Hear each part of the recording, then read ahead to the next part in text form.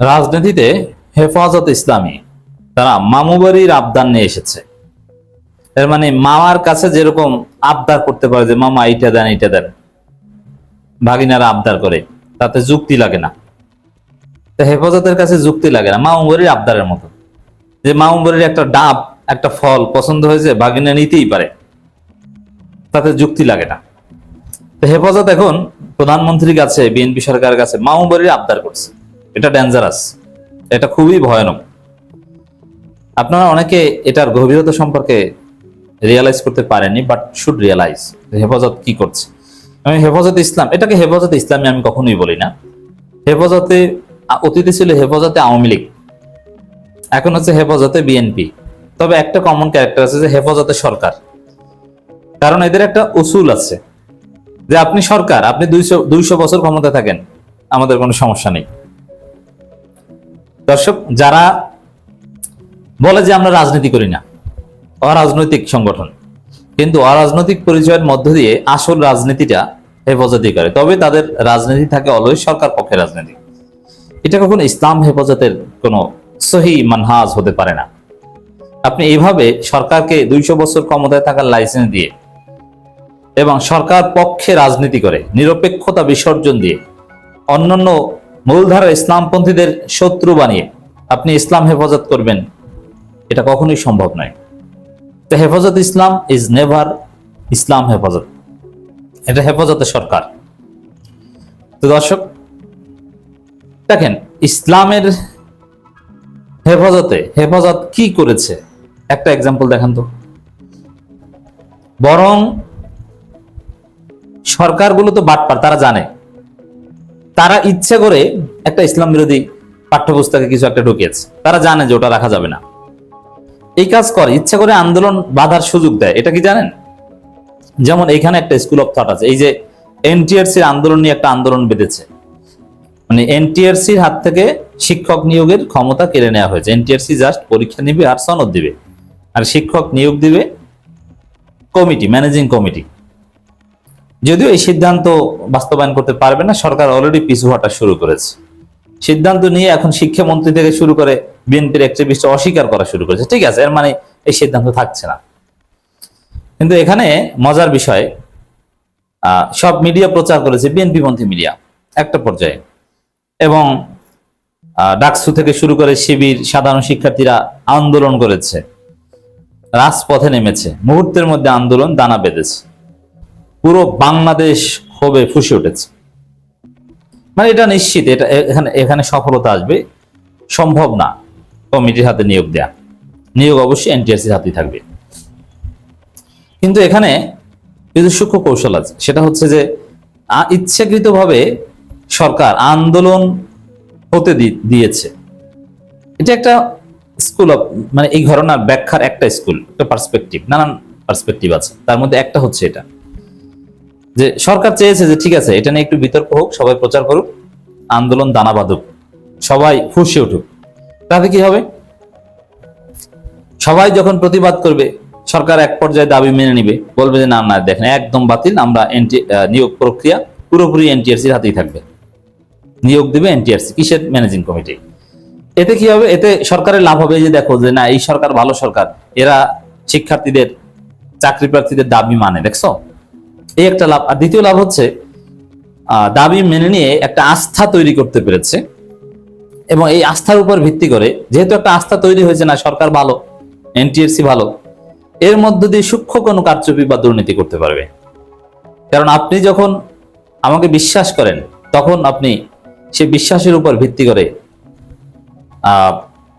বিশ্বাসের ঘরে চুরি করতে পারবেন সহজে। এরকম একটা এই কৌশল কিন্তু করে অনেকে। তো হেফাজতের ক্ষেত্রে আওয়ামী লীগ, বিএনপি তো শুরু করেনি, আওয়ামী লীগ এই কাজ করেছে। ইচ্ছাকৃতভাবে তারা পাঠ্যপুস্তকের মধ্যে কিছু একটা ঢুকিয়েছে। এতে এক ঢিলে কয়েক পাখি মেরেছে। একদিকে বামপন্থীদের খুশি করেছে, দেখো তোমাদের কথা মতো ঢুকিয়েছে। তারপরে হেফাজতকে আন্দোলন করার সুযোগ দিয়েছে, হেফাজত তোমরা আন্দোলন করো। আন্দোলনের ফলে হেফাজতের সাথে দর কষাকষি করে ওইটা পাঠ্যপুস্তক থেকে সরিয়েছে। লাভ হয়েছে কি? হেফাজতকে বলছে, দেখছো তোমরা যা বলো সেটা আমরা শুনি, আমরা তো তোমাদের পক্ষে, অতএব আমাদেরকে 200 বছর ক্ষমতা থাকার গ্যারান্টি দাও। হেফাজত দেখছে না, আসলেই তো আমরা যা বলেছি সেটা মেনে নিয়েছে, অতএব 200 বছর ক্ষমতায় থাকুক।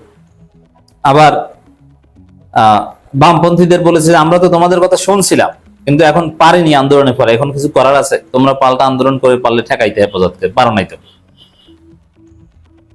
এরকম ইচ্ছাকৃতভাবে কৌশল করে। অতএব এই যে হেফাজত ইসলামী, ইসলাম হেফাজতের যে 2-1টা এক্সাম্পল নিয়ে আসে, ওটা কোনো ইসলাম হেফাজত না, ওটা সরকারের নাটকীয়তায় তারা বোকা হয়েছে। মজলুমের পক্ষে কথা বলতে পারে না, জালেমের বিরুদ্ধে কথা বলতে পারে না, সরাসরি ইসলামী আইনের কথা বলতে পারে না, সে আসছে ইসলাম হেফাজত করতে। এটা কোনো ইসলাম হেফাজত নয়। দেখেন, এই হেফাজত ইসলাম প্রধানমন্ত্রীর কাছে 9 দফা দাবি জানিয়েছে। 9 দফা দাবির মধ্যে একটা হচ্ছে কোরআন সুন্নাহ বিরোধী কোনো আইন করতে পারবে না, এটা একটা দাবি।